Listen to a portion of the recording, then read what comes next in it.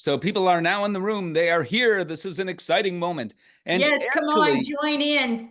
Get a comfy seat and get ready to be enriched, or at least to learn enrichment for your dogs and cats.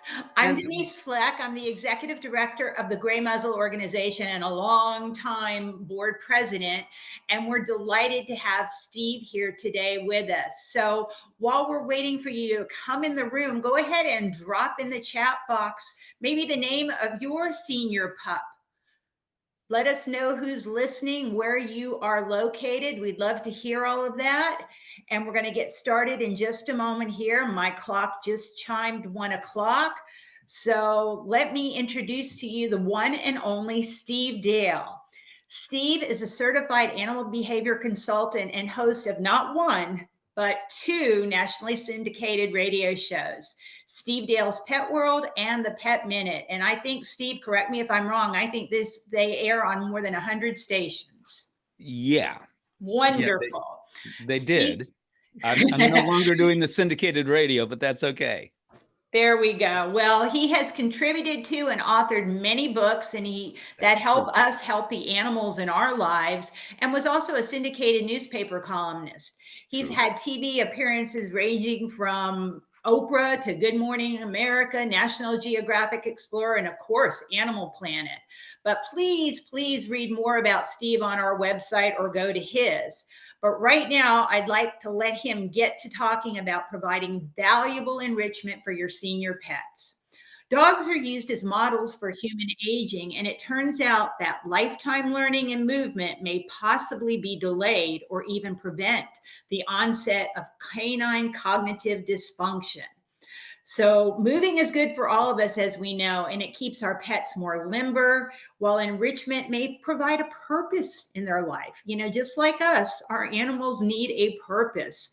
So Steve is going to offer various examples of how we can enrich older animals' lives, even for those with physical limitations. And I'm getting there. I understand this. So without further ado, I'm going to let Steve take it away. And please go ahead and put your questions in the chat box. We'll get to them at the end of the session. So I'm going to try to do something. Let's see if it works. You tell me if you can see her. And that is Hazel, who is our approximately 17-year-old dog. We don't know exactly how old she is because, like a lot of dogs, adopted her at an animal shelter. Before I start, I want to say one thing, and that is thank you, Denise. Thank you, Gray Muzzle Organization, not only for allowing me to be here, but far more importantly, for the work you do to support older dogs. Most dogs at animal shelters are, in fact, older dogs. The young ones tend to get adopted out quickly. Moreover, what's sad but so true is that for a variety of reasons, which could be a whole other talk, that these dogs are given up typically to shelters for behavior reasons, very often, sometimes medical reasons. People cannot afford the medical care. And how tragic is that when a dog is given up, period?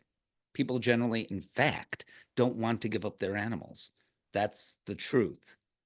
But what's worse is many of them, most of them really, are 6 years or older. And that's so sad.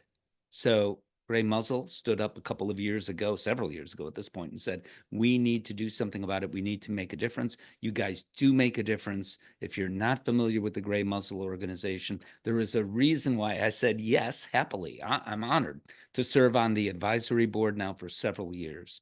So thank you very much for allowing me to talk about something that I am so passionate about. Enrichment at some point in time. 2 things. I would talk at veterinary meetings about enrichment, even have to explain to veterinary professionals, some may be here, what enrichment is in the first place. And I'll do that.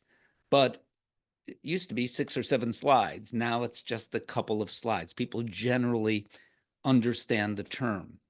The other thing that's important is that, well, it isn't important. It's necessary for dogs and for cats. I will be talking about, yes, cats as well as dogs. So let me get to it. What is enrichment? Behavioral enrichment is a management tool which animal caretakers, wildlife rehabilitators, and others can provide the animals in their care with mental and physical stimulation using both natural and artificial objects. Behavioral enrichment also addresses space limitations that sanctuaries must by necessity provide. That is the USDA definition. Space limitations. Well, if you think about it, unless your cat, if you have a cat, is an outdoor cat, then there are space limitations. Even if you live in a castle, there are some space limitations. Another definition, one I like because I wrote it, manipulating the environment to suit animals' normal behavior or encouraging the animal's behavior to match the environment. So most importantly, here are some examples. So at the bottom, we see one of those toys. This is bamboo, but we see toys like this at any pet store or online where you stuff treats inside. This was at the Leon, Mexico Zoo that they stuffed treats inside for a variety of different animals. The animal to our right, the Barbary ape, I think that is, which is a kind of monkey and not an ape, tricky, is sticking its finger into a hole into an artificial log. Sometimes that's at the Lincoln Park Zoo and in Chicago. And sometimes what they find is ketchup or mustard or barbecue sauce or some condiment in there. And they have a choice. They could take none of them. They could take a different, oh, I don't like mustard, but I prefer ketchup, which might be over there in this hole instead. They also provide things like that ice, whatever is in that ice. You see it to the left of the monkey? I don't recall what that is, but it's a treat, and they're scattered randomly throughout their habitat. At the upper left is an ape, a chimpanzee, and that chimpanzee is actually communicating. It's not using, what is it, FaceTime. That's the word I was trying to think of. It's not FaceTime, it's another platform, but that chimp is communicating with another chimp. What they're saying to one another, I'm not so sure. But again, choice. This chimpanzee didn't need to do that. So why is enrichment so important? And particularly to senior pets, I would suggest even more important. Important is the wrong word. Necessary is the right word. And there are several veterinary organizations that have now said it is a necessity. Alleviates boredom. It provides brain exercise, and I'll tell you about the value of that in a moment. Physical exercise to some extent, which burns calories, prevents behavior problems, potentially interrupts, in some cases, the progression of behavior problems, including compulsive behaviors, can assist in dealing with behavior problems if they do occur, can be an outlet for anxiety. In cats, feline lower urinary tract disease, sometimes called idiopathic, which means unknown, feline lower urinary tract disease, or interstitial cystitis or Pandora's syndrome, all these different names. It turns out when you enrich the environment, that is unlikely to happen to a cat. If it does happen, the cat is thinking outside the litter box. And if that does happen, the cat may be relinquished. More resources means less competition in multi-pet homes. Learning throughout life, it turns out, can be a great thing to avoid cognitive dysfunction in cats and dogs. It encourages natural behaviors that we want to see and simply can be fun not only for the pets, which is number one, but also for the people who care for those pets. All right, so here's what we know. Most cats are overweight or obese, and the same for dogs. And that is a huge issue, pardon my vernacular, and you'll see why that all ties in. Movement is a good thing. You've heard the term, I suspect, motion is lotion, right? And the same thing is true for our pets. Exercise means generally increased flexibility, more balance, muscle tone, strengthened immune system. And when you're enriching the environment for the pet, you're providing them ways to move. So here's an example. I showed this video several years ago. Sadly, all these animals you see in the video are deceased. That's how old the video is. I wrote newspaper columns, as Denise pointed out, put treats underneath the newspapers. Everyone is in there looking for the treats. I was talking about enrichment. And during that talk, the very brilliant Veterinary behaviorist Dr. Karen Overall said, "You're onto something." And I had no idea what she was talking about. I said, "Oh, I know." I didn't know at all. And what she was talking about is this. If you watch that video again, you will see the red and white dog, the Brittany Chaser, a dog who changed my life, move in certain ways she otherwise might not have. She at the time was about 14 years old. So she's moving in these ways voluntarily, kind of doing like physical therapy of sorts to get the treats. So she's using her brain, she's using her nose, which for dogs, that's panacea, right? And she's moving in such a way that she otherwise might not have moved it. Dr. Overall said also, we've got to find a way for your newspaper's column to have some purpose, and here is a good purpose for it. So here's what we kind of know. Dogs have been used for some time as a model of Alzheimer's in people because we can follow the way dogs age a little better than we can in people, in that in 15 years, a dog can reach its lifespan, right? You follow that dog for 15 years. With a person, you have to do that study for, we hope, 85 years or more, whatever that is, right? So it's easier to follow these dogs.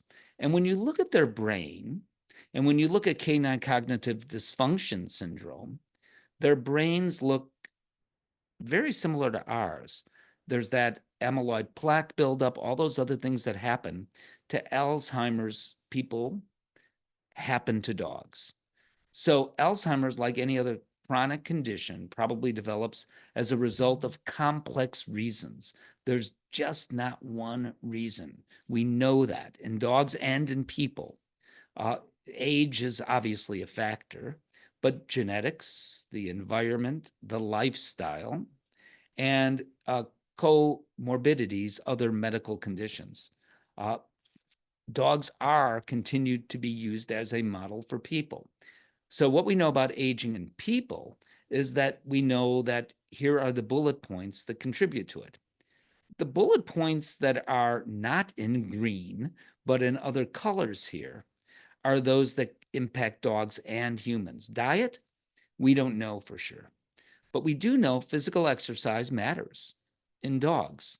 Movement, walking matters. Social interactions, dogs are social, just like people are. So a lack of that social interaction really does make a difference. I'm going to actually talk about positive attitude in dogs. What? How can dogs have a positive attitude? What is that about? I will discuss that a little further. To my knowledge, I'm the only one talking about this little bullet point because there's really no data to support. Now, there is in humans that laughter is the best medicine, and having a positive attitude makes a difference. If all of these things are true for dogs as they are people, why not that one too? Again, I'll talk more about that. And also intellectual activity, keeping that brain working.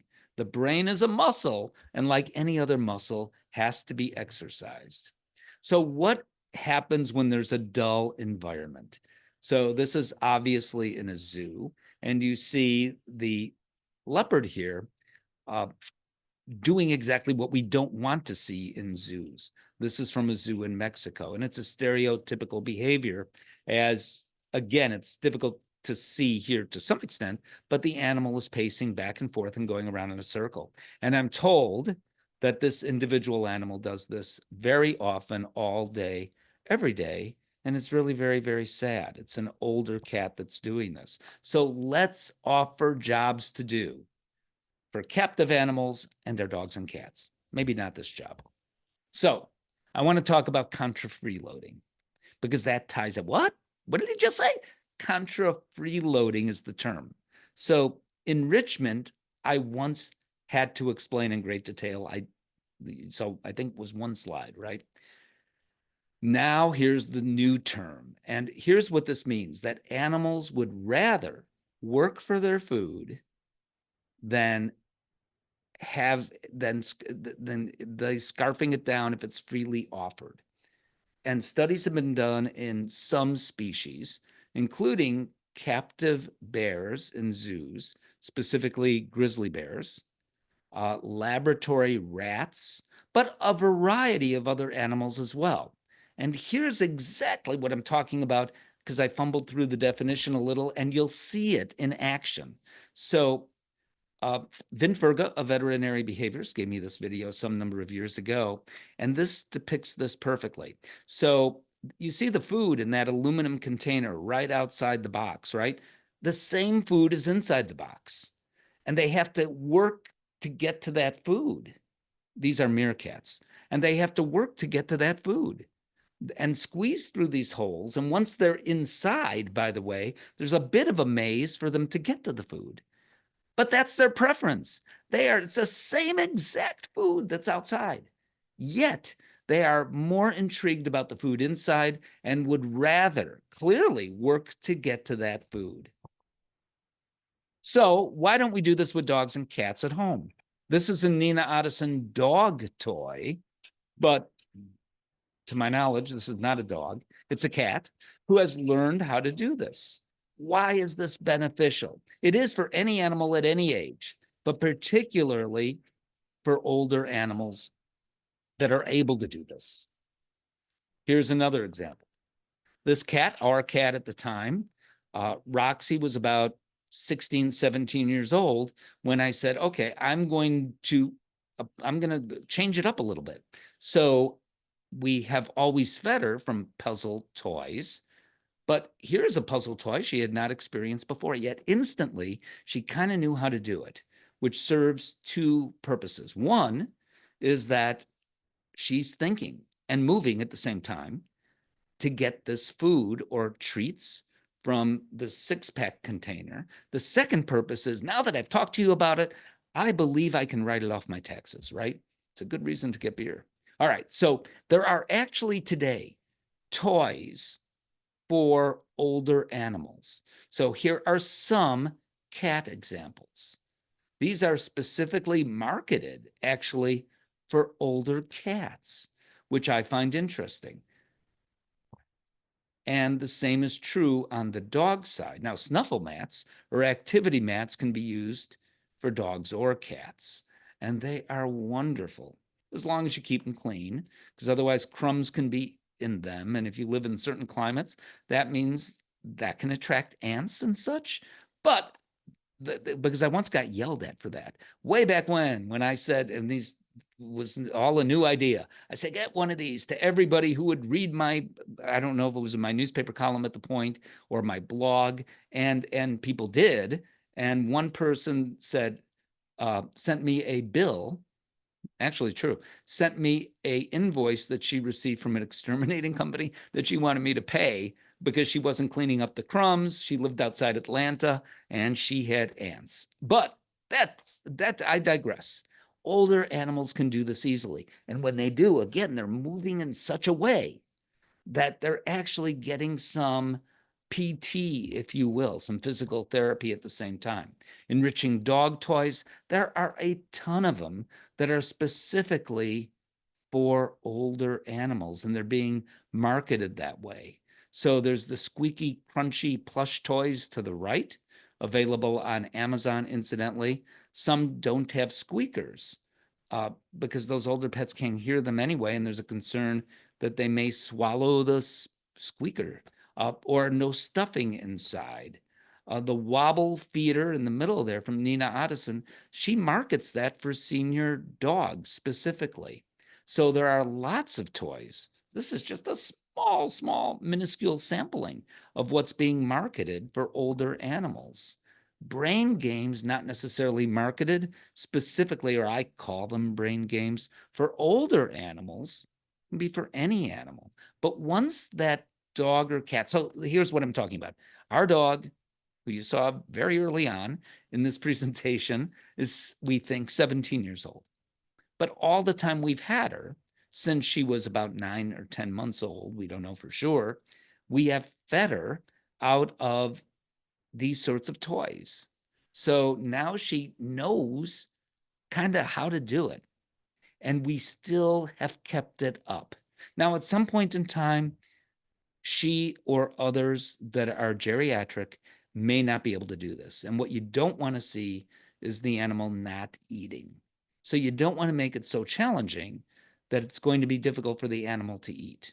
And in fact, sometimes geriatric cats and dogs lose their interest in food like they once had, even a Labrador.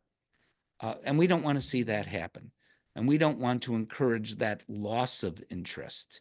So if that begins to happen, forget about what I'm saying. Feed your dog any way you can, or cat, so that animal is eating appropriate amounts of food. However, as long as the animal is willing to participate, and you know what? N1, this was just one cat, our cat is an example. She lived to the age of just short of 20 by a couple of months. And up to the age of 19 and some months, we fed her out of enrichment toys, if you will, food puzzles. And then at some point in time, I saw that, you know what, this is becoming difficult for her. So we just stopped and fed her the old school way, just by leaving out food. And you know what? She refused to eat it. When I went back to the puzzle toy, then she, oh, this is good, and she began to eat it again. Maybe one day she just wasn't feeling well or didn't have as much of an appetite. I'll never know, but I do know. And then like 6 or 7 months later, we stopped that, and she was just eating anything we can get her to eat until she passed away. So cats, because they are older, still have the same interest. They still have a prey drive, and they still have a need, the same environmental needs that they had when they were 6 months old as when they are 16 years old. So they still want to climb. And now there are actually cat tree manufacturers that, if you look it up and Google, you will find cat trees like these or these that are marketed for older cats. And as you see, there's kind of a step up along the way. So it's easy for the cat to do, or easier for the cat to do. I can go into detail about it. If you have questions, I'm happy to answer them later, including about arthritis in cats. It is way underdiagnosed. That's beginning to change because cats are so magnificent at masking pain. And incidentally, dogs are better than you think at that too, depending on the individual dog. Some dogs are drama queens and will tell us instantly, I hurt, and they will communicate that to you in no uncertain terms. But other dogs are more stoic and are unlikely to tell you that they are hurting, and you don't see it. In cats, especially, if a cat is limping, that cat has been hurting for some time and is really hurting, because cats won't do that. So a lot of people don't know that their cat is arthritic. And arthritis in cats occurs as much, or actually more often, in truth, than in dogs. We can make environmental changes to help them. And here are just some examples of some things that people can do. So today, a whole lot of people, raise your hand if it's you, share their bed with their dog or their cat. So finding a way, even for a cat, they may have difficulty jumping up on that bed. So providing a way to do that continues to enhance the human-animal and animal-human bond. They want to be with you. If they've been sleeping next to you for 12 years or 14 years, why would they want to stop tomorrow? But yet, if you have discovered they're no longer doing it, the answer may well be they just can't jump up there anymore, at least not so easily. Well, slide is not advancing. Let's see. There we go. So just like it has been demonstrated in humans that sharing, having a purpose in life is helpful for longevity, and studies replicated around the world have been done to demonstrate this. So giving dogs a purpose in life, I suggest no different. Oh, there's a video that's supposed to play there. Hold on, let me try. Let's see if I can make this work. There we go. So dogs should have a purpose too. Dogs should have a job, even as they age, but things that a dog can do as a dog ages. And this dog certainly does more than any other dog I've ever had has done. And it turns out in humans, people age better if they continue to have a purpose in life. For those of you who may be old enough to remember, George Burns continued entertaining well into his 90s and passed away at the age of 100. At the upper right, we see Dick Van Dyke, who just a couple of months ago released a video with Chris Martin of Coldplay. Betty White, and Dick Van Dyke is 99, just celebrated his 99th birthday. Betty White, who I knew, passed away at the age of 100. Huge animal lover, that's well known. Served on the board of the LA Zoo Morris Animal Foundation for many, many years. If you want later, I could tell you about some of the conversations I had with this great lady. But what about dogs and cats? Does a purpose in life make a difference for them? And I suggest, yes, if it's true for people, it probably is true for dogs too. And it's never too late to teach an old dog or cat a new trick and to give them a job. Now, have you ever participated in scent games or scent training? The greyhound at the upper right is clearly an older dog. That shouldn't matter. Their noses may not be as efficient as it once was, but my God, at their prime, dogs, depending on the breed, depending on the individual dog, can smell about 40,000 times. We can't. We can't even imagine how they perceive the world. Really, we can't. So even if it's 2/3 of that, that's phenomenal, right? Not giving them an opportunity to do that, not giving them an opportunity, and they love the opportunity to do that. There's no competition. They are just sniffing and they are just working with us, and it's wonderful. I love the idea of doing this. And there are even senior dog training classes out there now. I created a curriculum for one several years ago.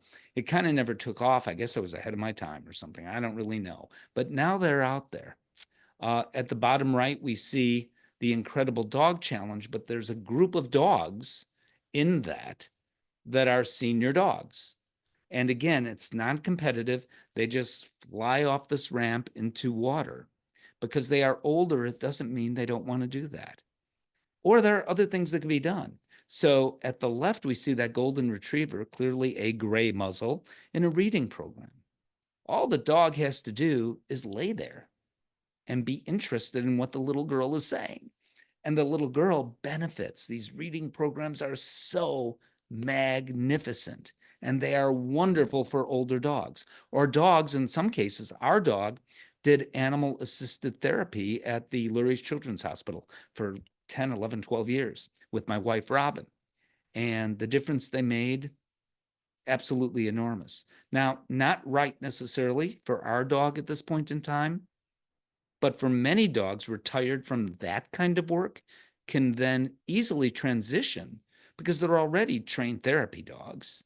They're going to be good in social settings, et cetera, et cetera, et cetera. Some dogs wouldn't transition well, but many would. Ours wouldn't. So, yes, cats, do they need a job too? I suggest the world would be a better place if we provided that. Cats were all meant, each and every one. If they're a cat, they have a prey drive. They want to move. But if they're overweight or obese, they can't. Are these cats actually clinically depressed? And I would suggest the answer to that is probably yes. So what are some things we could do with dogs? No matter what their age, including senior dogs, we can bear, and this list is just the beginning. This list can grow as much as you can be creative with it. Bearing, did I say that right? Bury items in the backyard, if you are willing to do that in your backyard. Valued items that they can sniff out. They can play with water outdoors, like in a kiddie pool. That's not dangerous. Or a sprinkler. Now, that's obviously a summertime activity. I'm in Chicago, so I'm sure people in Chicago are thinking, what is he, crazy? But in the summer or in Florida, maybe anytime, hiding items throughout the house randomly for the dog to find, or do an organized, what do they call it? Hide and seek is so put the dog over there on a sit stay, and down the hall around the corner is a little kid hiding, or maybe a little kid with a treat, or maybe just a Kong toy or something stuffed with treats. But you get the idea. There's the shell game, right? You take 3 toys and you put treats in one of them or underneath one of them, and the dog has to sniff out which one it is. Easy peasy, right? We couldn't do it. And just because the dog is older doesn't mean the dog doesn't want to do that. And what I described earlier is the come to me game. We should never stop with the cues that our dog already knows. So sit, stay, down, roll over. And what people tend to do is, dog's 10 years old. I don't need to do that anymore. Yeah, you do. It's a way to communicate with the dog. It's a way for the dog to move, which can be helpful, just doing a sit, etc. Now, if the dog hurts too much, first of all, my hope is you're treating that pain. And secondly, don't do that, but for dogs that can, then we need to do that. And actually, as I said way early on, and as anyone I know who does physical therapy, is a physical therapist, either on the human side or on the animal side, will say, motion indeed is lotion. Motion is a good thing. And of course, the best thing for a dog, and the study was once done to suggest that, in fact, the most enriching thing you can do with your dog, take your dog for a walk. It's really because they're smelling all these things in the environment that you can't possibly comprehend. And that is, if you're a dog, very, very exciting. So dogs learning new tricks, it can keep a pet limber.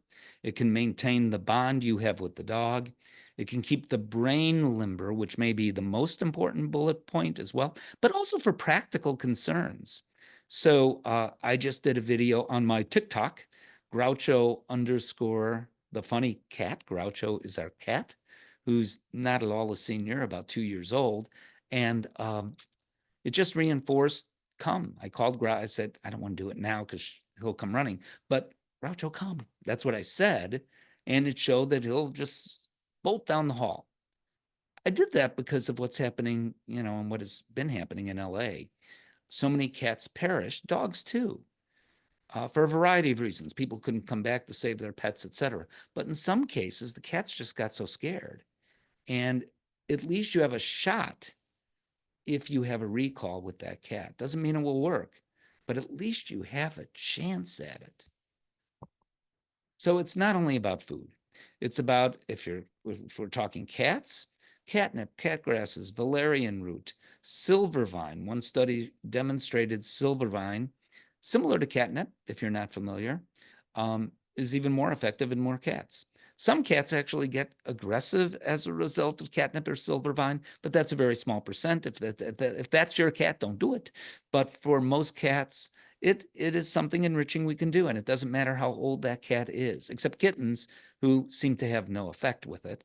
Some spices like oregano are safe. So just dropping that spice in a corner of a room for the cat to find 4 hours later is interesting. Or for your cats, because most people don't have one cat, right? Same on the dog side. It's not only about food.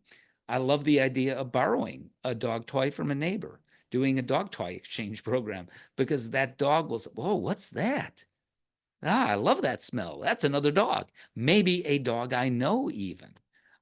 Borrowing a cat toy from someone. If you don't have a cat in the house, that can interest the dog as well.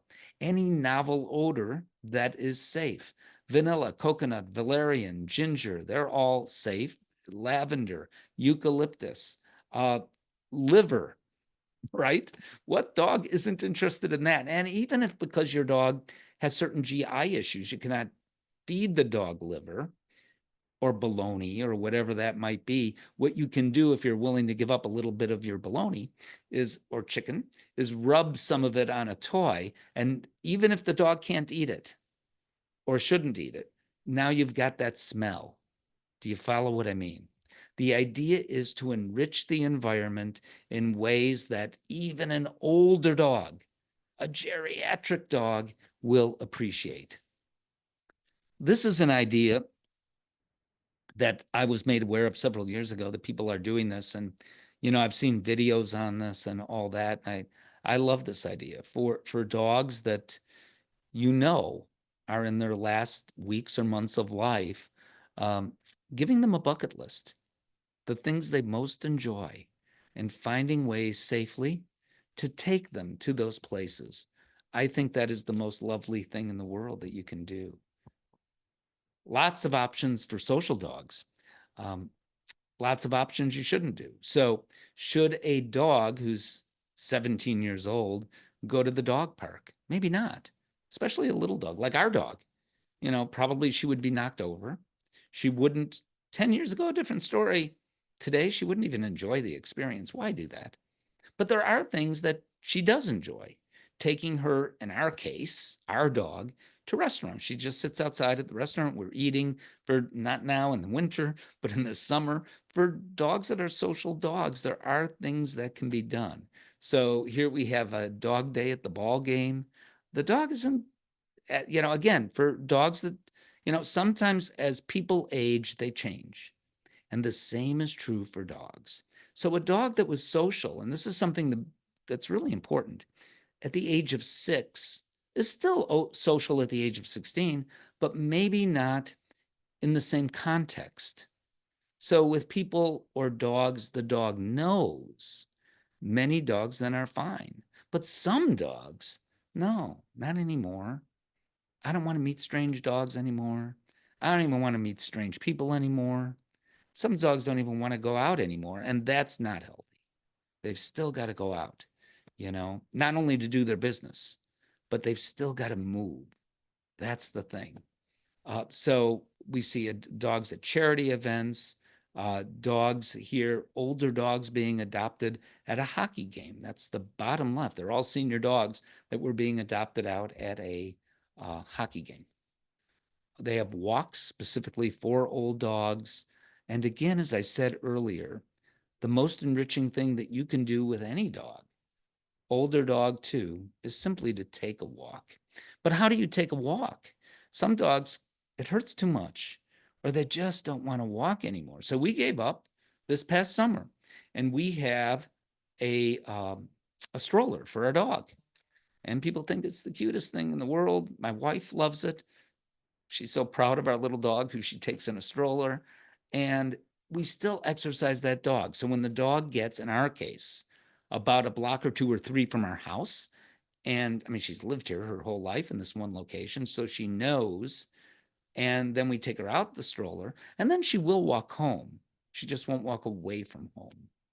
At the above right, before they came out with these strollers, was the one I could find, and I gave it to Dr. Overall, who I mentioned earlier, actually. And this is her husband, Art, taking their dog, I think it was Toby, for a walk, older, a geriatric dog at the time. So this is one way to do it. Or that bulldog that you see. Or this is a boat ride, for an architecture boat ride for dogs in Chicago. And again, things like this, if the dog enjoys it, these are things easy for an older dog to do. What people tend to do is they stop taking that older dog places with them. And same thing for older cats. We don't take cats with us generally anyway. What about getting a companion in the house? So for some animals, that can be helpful. They're kind of young again, but not all. And it depends on the circumstances. So last year, we fostered a dog for a time. I saw our dog Hazel got along with that dog. She gets along with other dogs, but she really didn't enjoy it. And then I said, no, I'm not going to do that anymore. We've always had 2 dogs, but we're not going to, because one of our dogs had passed away, and we're not going to bring in another dog until she's not here anymore, because it's just not fair to her. It's just not fair to do that. We did bring in a cat, and she was actually fine with that. Different circumstance than bringing in another dog, right? So you have to know your animal and what your animal might accept or might not accept. And if you're not sure, then fostering is not a bad idea. And right now, there's a need for fostering like there has been more than ever before. So what about laughter being the best medicine? We know that studies have been done in people to demonstrate that what has been said before. Who wrote that book? I can't think of his name. It'll come to me. And that he was right about that all those years ago. He was right about that. The author whose name I cannot think of. It's in my notes for this talk. But what about pets? Do they have a sense of humor? I think they do. And if they don't have a sense of humor, they certainly enjoy things. So why not give them an opportunity to do what they enjoy and what they can do? The other thing is our dogs and cats don't think like people do about what they cannot do. So many older people, understandably, mourn, oh, I used to be able to do that. I can't do that anymore. And beside griping about it, they really get sad about it. Animals don't. They just do what they can do. So pushing them a little bit, that's fine. Pushing them too much, no, that's not a good idea. And that can cause pain. That can cause stress. And we know in animals, just as in people, stress can cause illness. And that's likely to be true in older animals, even more than middle-aged or younger animals. So we don't want to do that either. But if animals can have a good time doing something, first of all, we tend to have a good time doing it with them. So it's good for us. But what's more, I suggest, there's no data to show this, but I suggest laughter is probably the best medicine for pets too. This is where you can find me in social media, which I hope you do. And I wanted to end a few minutes early to answer questions. I'm not sure you could find me on TikTok for many more days. We'll see what happens with that. That's Groucho_ the funny cat. And I'm available for sure on Facebook, no matter what, the Facebook fan page or community page that I have as well. Here are some of the books that I've contributed to or written. And Denise is back to moderate the thousands of questions that I hope I get. Oh, hundreds of thousands. Of course. Well, I don't know. My husband's getting up there like me, Steve. I'm thinking about maybe putting his dinner in a box or a puzzle game. I'll let you know how it goes, okay? Well, there was one study that was done that demonstrated contra freeloading, in other words, working for your food, is something that people prefer. I don't quite understand it though, because we don't generally have to fight to get our food or work for our food in the same sense, and that there aren't food puzzles for people, but maybe you're onto something. Well, I'm not so sure, but well, I'll report back in. But Please. as usual, you are a wealth of information, and I just want to share that with my 14-year-old Akita. We've had her for a year now. We're working on the button to say outside, and yeah, it's brilliant. slow and go, but I think we may get there. So, because she'll just go to the front door and stand quietly, and if we're not there, we don't see it. So Right. trying to get her to push a button that says outside, and then if we get to that one, we might say love you mommy or one of those other fun buttons. But anyway. Yeah. No, I love the fact that you're doing that. We thought about that with our little dog, but I wonder how good she would be doing. I mean, she's only 9 pounds at actually pushing the button. There's that. The other thing, but I understand and I could relate to what you're talking about. I mean, she'll come to the door now and stand at the door and just bark at the door, go woof. And if we don't hear her or we're not around, we don't know she has to go out. However, sometimes be careful what you say. Years ago, I remember encouraging people who wanted to do this. I'm not a fan of it necessarily, to put, but how to, so the question was, how do I train my dog to ring a bell so the dog has to go out? So I told the people how to do it. Not only these people, but anyone who read my column. And that's the problem with being in so many newspapers. Newspapers, do you know what they are? Back in the day. So I received all these notes back saying, oh my gosh, your training method was perfect. But now my dog in the middle of the night goes to ring the bell to say, I got to go out every 20 minutes. It's like the toy that we once gave to a neighbor of ours. It was a big deal at the time to have these squeaky toys that actually sounded like what they looked like. So it was a toy that looked like a trumpet. And the dog went to squeeze it, the squeak went "Burp, burp, burp, burp, burp, burp," just like that. So she then told us that she would be awakened at 3 in the morning or something every night with the dog walking around the house going, "Burp, burp, burp, burp, burp." She gave the toy back to us. Yeah, I guess the toys or the bells need to be put up at certain hours, kind of like the doggy door should be closed at night. Something like that. There Yes. you I go. digress. So, are there any questions? Yes. Well, first of all, where did it just go? Amy was commenting that one of her 18-year-old dogs is blind and deaf, but she definitely enjoys her puzzles. What they do is divide her food into 4 bowls and place them around the room for her, and she Excellent. really seems to love that. Yes. Yes. That's exactly the kind of thing I'm talking about, Amy. Perfect. Yeah. And the other thing you can do for that dog is just randomly put out like safe scents, so take a clean rag and dampen a little of your perfume on it. Uh, just makes life a little more interesting for that dog. Well, and Steve, that kind of speaks to Eileen had asked a question early on, and you kind of got to it a little bit, but she asked, what if your dog is a picky eater? There obviously are options other than trying to stimulate them with the food. Yes. So I talked about some of those. And, first of all, some dogs are not food motivated in the first place. Most dogs are, but many are not. At the age of 3, having nothing to do with age. They're just not as food motivated. So you find other ways to motivate them. That's often just your attention, or even more often a toy. And oftentimes that does not change as they age. So it's whatever motivates or interests that dog. But there are so many other things that you can do that have nothing to do with food. And, I don't want letters back or emails back saying, well, now the number of overweight or obese dogs has just grown to 65% because of your advice. No, no, no, no, no, no, no. That's not the point. It's but a few treats or a few pieces of kibble are not going to change things that much. Beside, I want you to measure anyway how much food you're feeding your dog every day. So you take out of that portion, if the total portion, when you put the surprising treats all over the house or the food in food puzzles and in different places. But the thing to be aware of that's really important is sometimes these dogs, as they get older, decide I'm just not as interested in food anymore. And we don't want to discourage them, encourage them not being interested in food. It's very, very important that they continue to eat. And while that's true for dogs, that's even more true for cats. Absolutely. And you want to really tune in and get to know your pet because like you said, it isn't always about the food. Maybe it's a sound or a smell or the scratch behind the ears that Yeah, motivates them. sure. I Sure. knew a dog trainer once who was really having problems finding motivation for a dog because she wasn't food obsessed.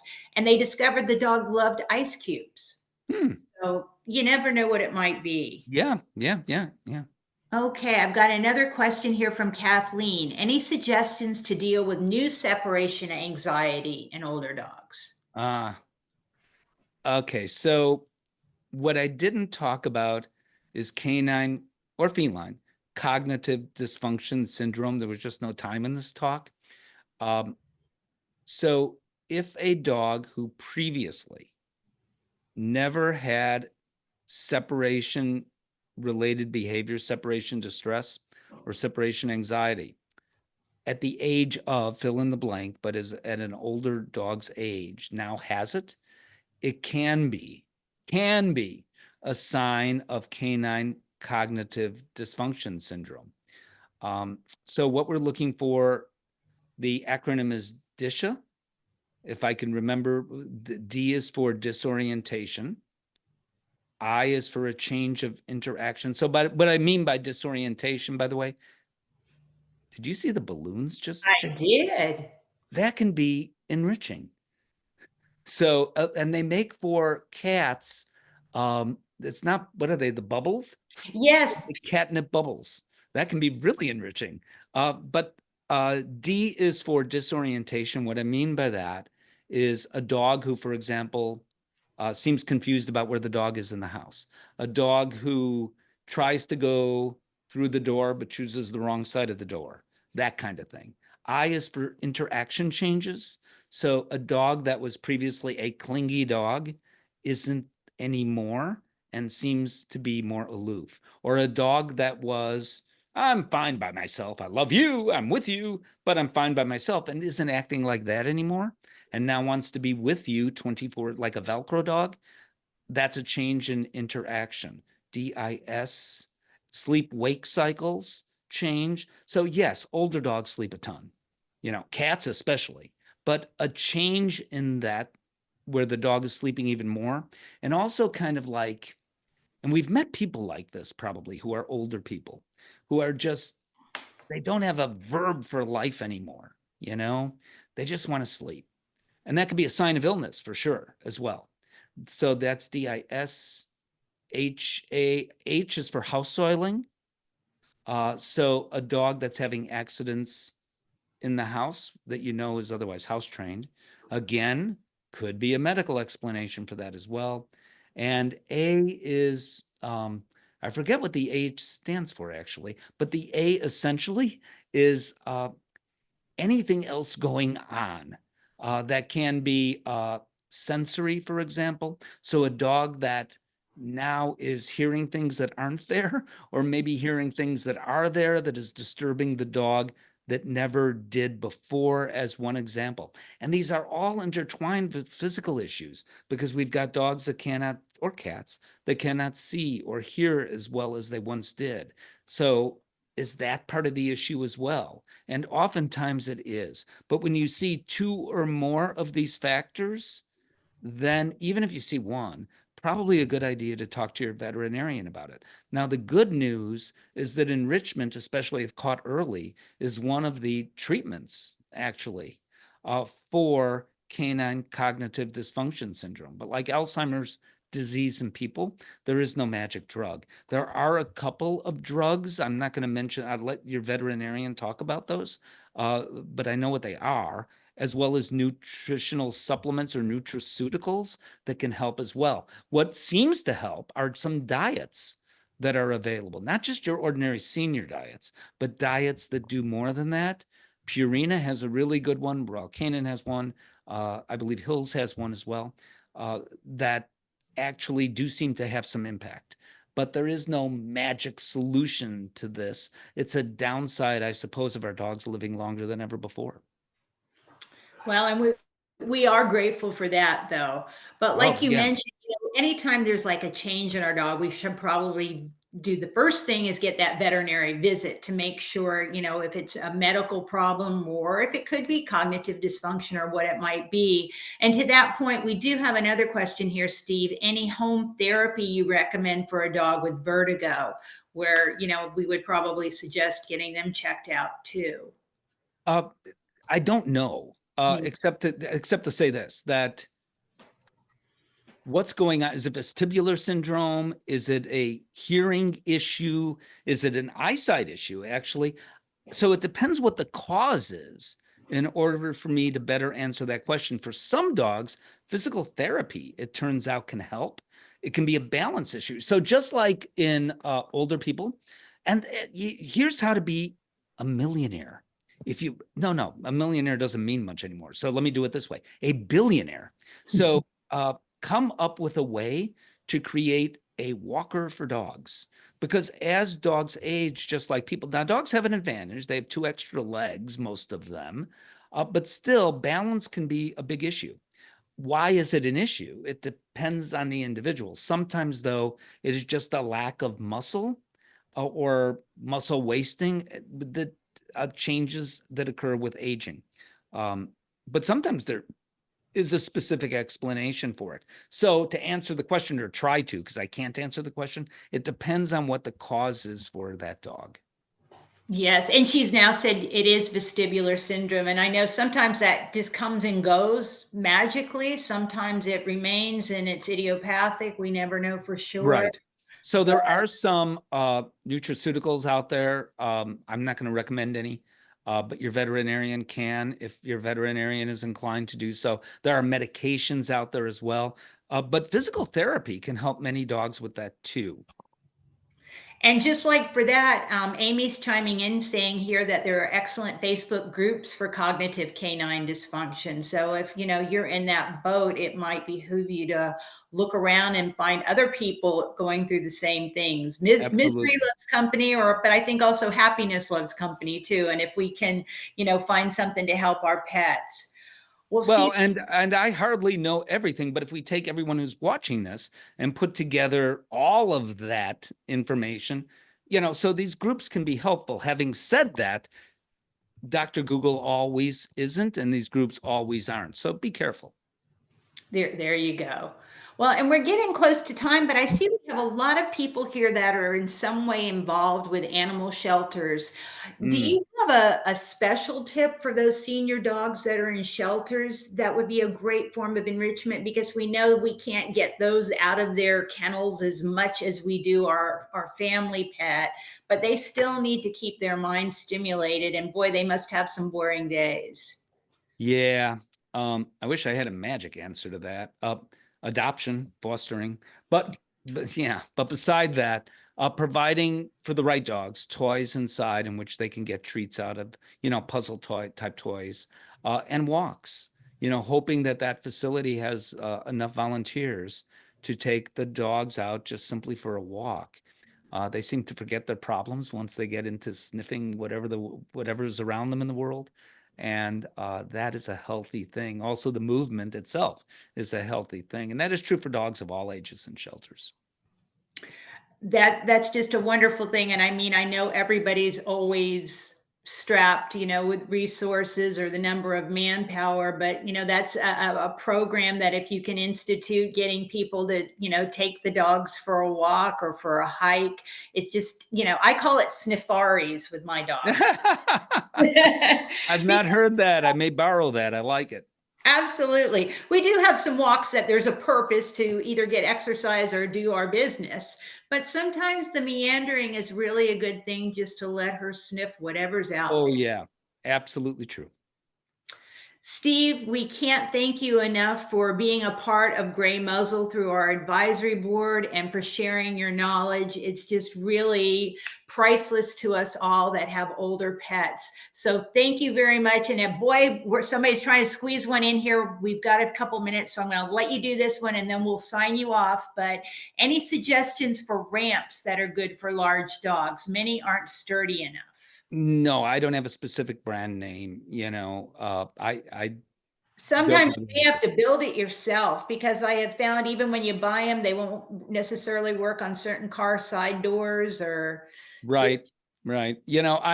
But you're talking to someone who doesn't even really know what a screwdriver is. So building it myself is not going to work for me. But yeah, if you could do that, that's great. I just don't know of a brand name. And by the way, thank you all very much, all of you who joined. I so appreciate it.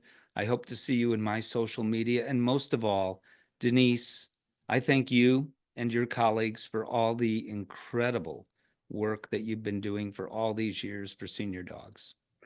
it is our pleasure and our passion. And you're getting all kinds of gratitude and thanks here. People saying they got two new ideas. And you know what, Steve? I always say a webinar is worth listening to if I come away with one idea. So here True. we've got two and multiple ones. So thank you. Thank you so much for your kind words and for your expertise. We're very grateful and give belly rubs and ear scratches to all. Thank you. Have a good day. You as well. Bye bye.